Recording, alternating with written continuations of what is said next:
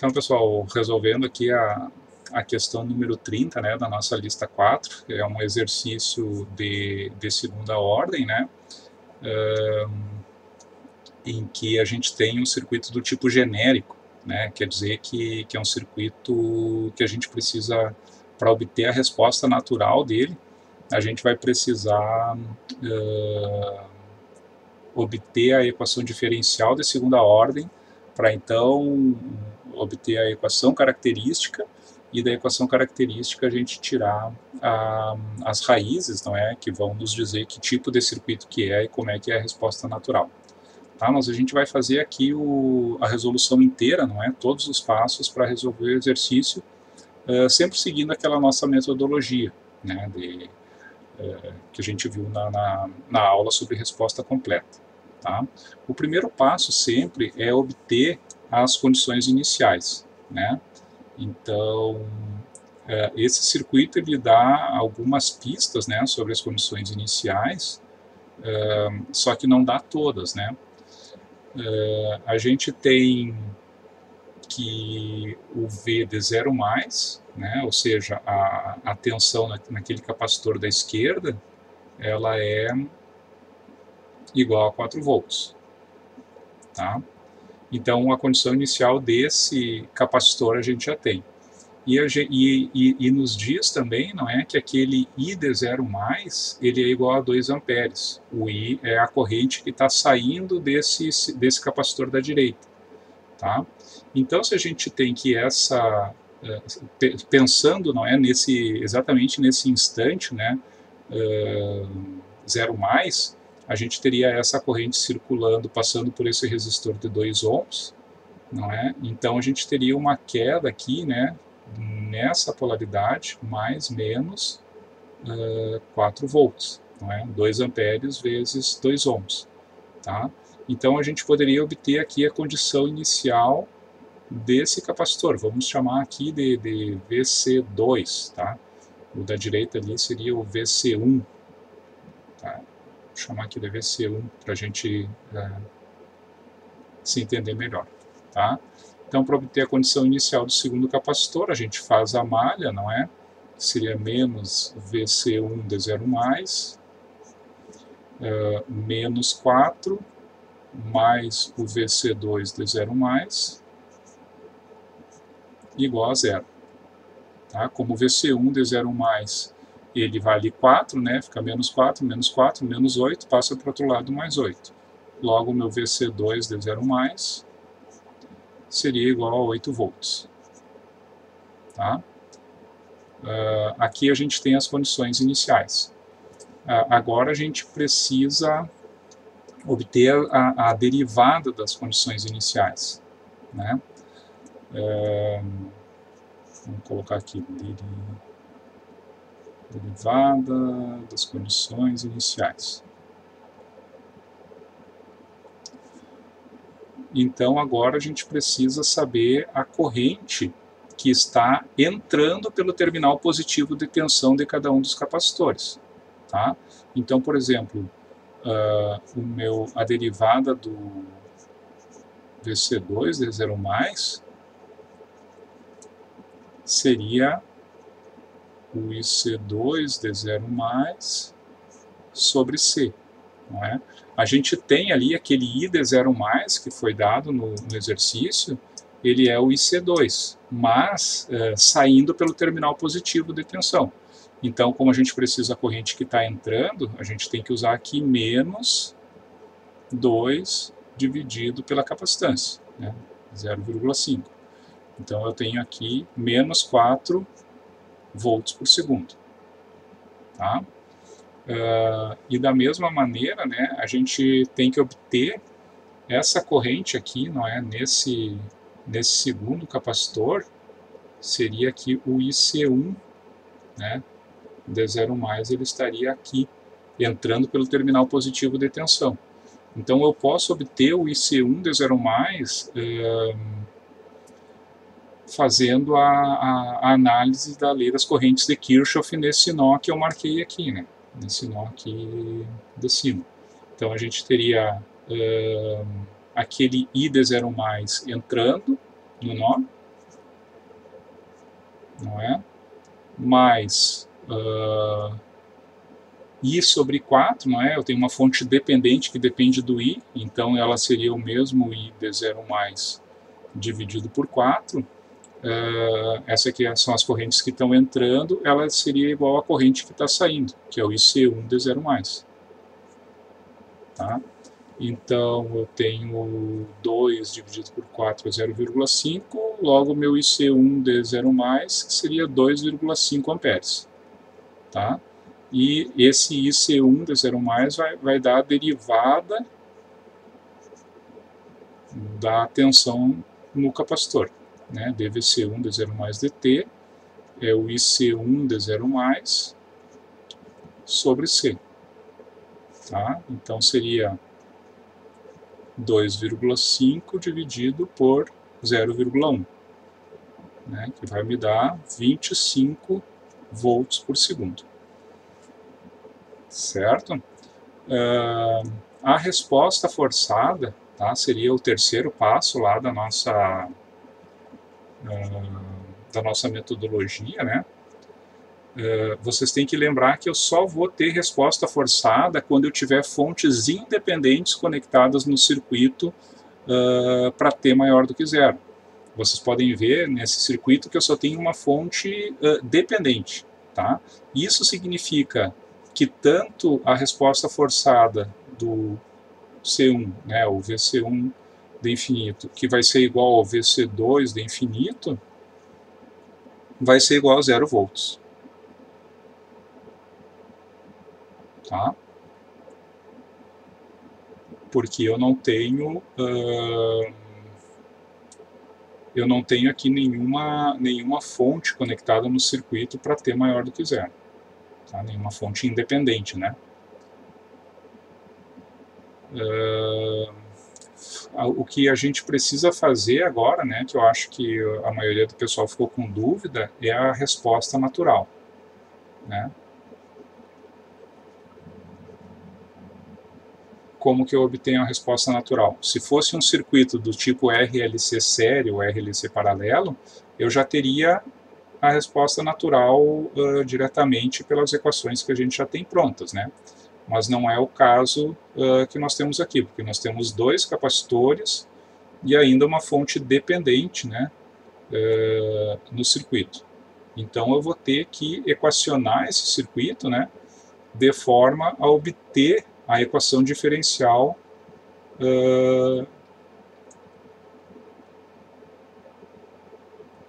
de segunda ordem. Né?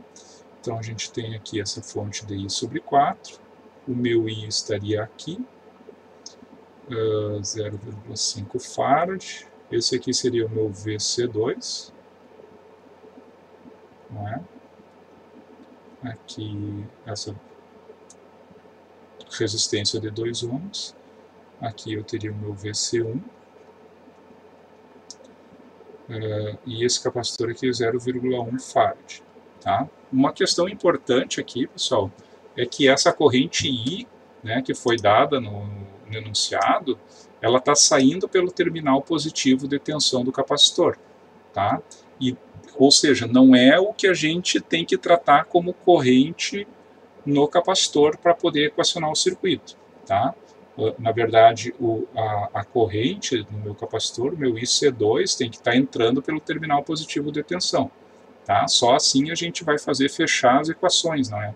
Fazendo que o sentido da corrente e a polaridade da tensão respeitem a regra do sinal passivo. Tá? Da mesma forma, o meu IC1 aqui tem que estar entrando pelo terminal positivo de tensão. Tá? Então, professor, oi, pode falar. Dúvida. No começo da questão, eu poderia ter atribuído os sinais contrários para o VC2? Pode. Eu só tô fazendo assim porque eu atribuí o positivo em cima. Mas se tu tivesse atribuído o positivo embaixo, tu poderia tratar aquele I como se fosse a corrente do capacitor. Beleza, obrigado. Tá, perfeito. Então, pessoal, como eu expliquei já em outras aulas para vocês, a gente precisa de 2 equações, né, que vão relacionar as minhas variáveis de interesse no circuito, não é? Sendo que as variáveis de interesse são a tensão VC1 e a tensão VC2, certo? E eu preciso lembrar também que o meu IC1 dt, ele é o C1, né, que é aquele 0,1 farad, multiplicado pela derivada da tensão no capacitor. Tá? Isso aqui é só a relação entre tensão e corrente no capacitor. E o meu IC2 dt é a mesma coisa. É o C2 dVC2 dt sobre dt. Tá?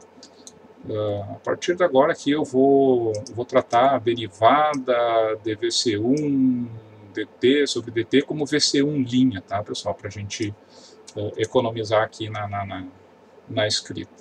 Então a primeira coisa que eu vou equacionar aqui, relacionando essas variáveis, vai ser o somatório das tensões desse percurso externo aqui, tá? Ou seja, dos dois capacitores e do resistor, que seria menos VC1, não é? No caso ali, mais 2 vezes o IC2, não é? Mais o VC2.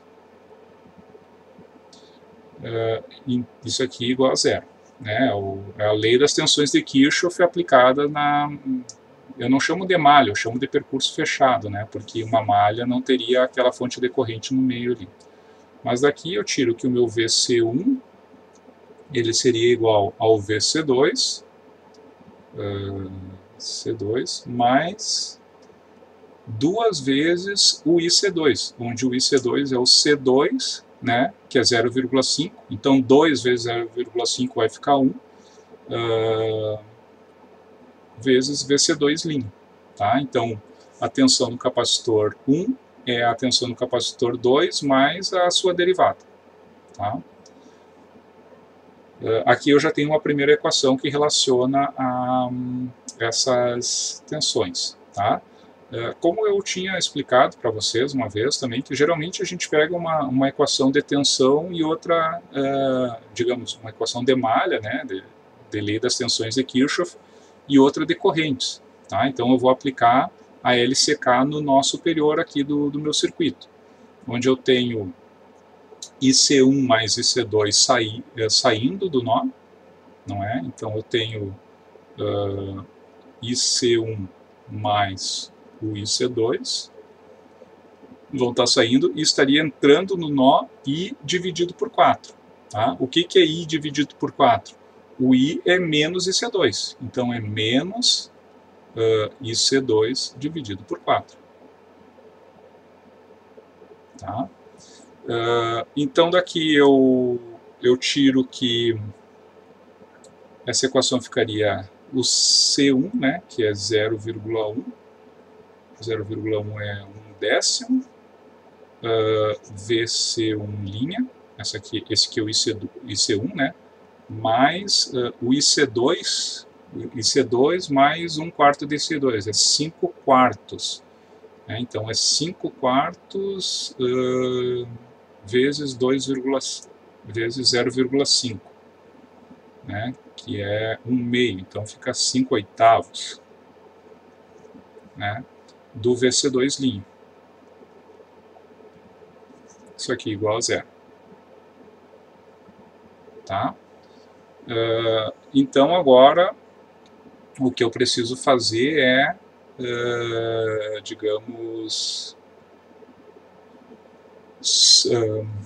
substituir uma equação na outra, não é? Eu já tenho o VC1 isolado nessa equação aqui, eu vou substituir nessa outra equação. Mas antes eu vou multiplicar ela por 10, tá? Para ficar mais fácil. Então eu vou ter VC1' mais 50 dividido por 8.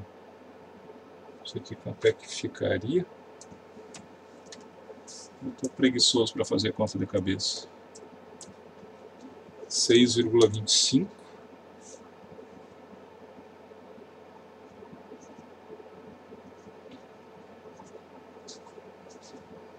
Isso aqui é igual a zero. Agora, então, eu tenho que substituir o meu VC1 nessa equação aqui. Tá? Então, eu tenho aqui VC2 linha mais VC2 duas linhas, não é? Mais 6,25 VC2 linha igual a zero. E agora eu tenho a minha equação diferencial de segunda ordem, né? VC2 duas linhas mais 7,25 VC2 linha, isso aqui é igual a zero. Tá? Então, a minha equação característica desse circuito seria S ao quadrado, né, mais 7,25S igual a zero. Né? Então, aqui eu não tenho aquele termo independente de S, né? Então, agora eu posso calcular as raízes, né, desse circuito aqui. Eu posso fazer aqui na calculadora, pedir para ele calcular as raízes colocando um polinômio, né? Então, deixa eu ver se eu lembro como é que faz isso aqui. É 7,25. Ups.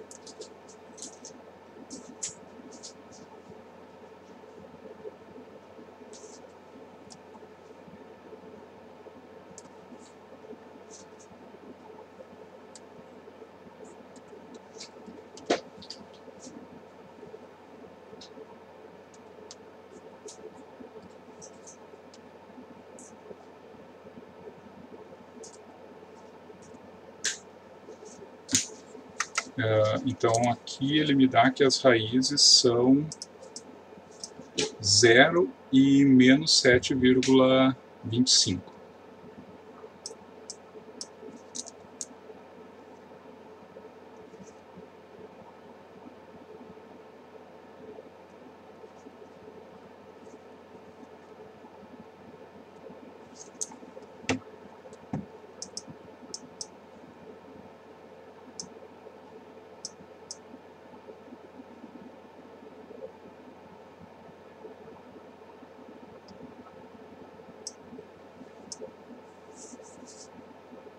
Bom, seria então duas raízes reais e iguais aqui. Tá? Vamos ver aqui como é que ficaria essa resposta natural, né? Isso aqui seria um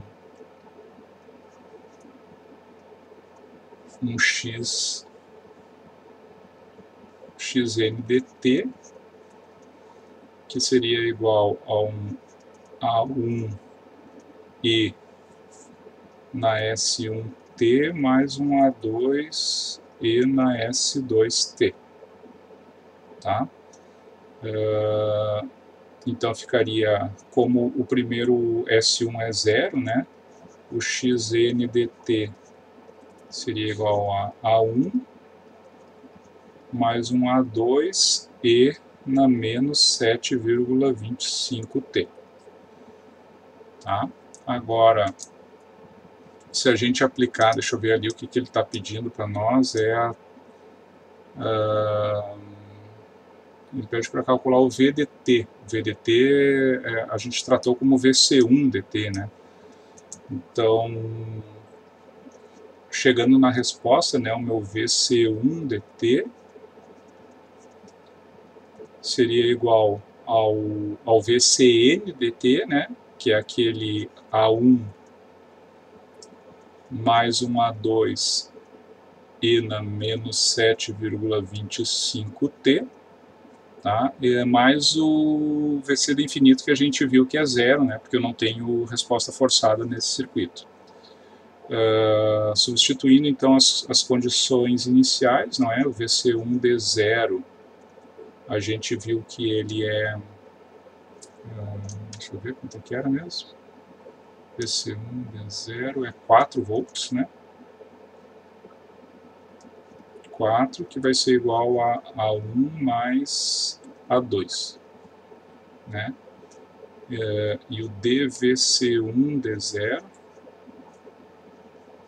dt, ele é igual a 25 que ficaria, que é igual a derivada dA1, é uma constante, é zero, e ficaria menos 7,25 vezes o A2.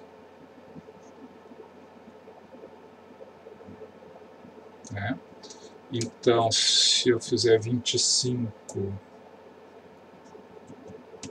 dividido por 7,25, eu tenho aqui aproximadamente 3,45, menos 3,45, e o A1 com isso, aqui em cima ficaria menos 3, passou para o outro lado, mais 4, né?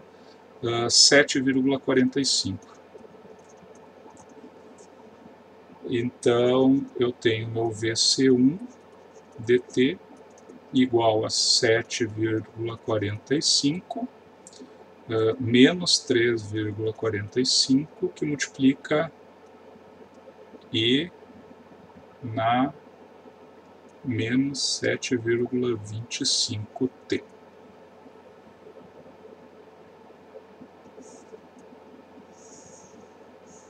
Tá, pessoal? Ou seja, esse circuito, na verdade, apesar de ter dois capacitores e ser equacionado dessa forma, ele se comporta como um circuito de primeira ordem. Tá? Então, a gente consegue obter isso analisando digamos, as raízes da equação característica, né? Como uma das raízes é zero, ele acaba tendo a mesma resposta de um circuito diferencial de primeira ordem, certo?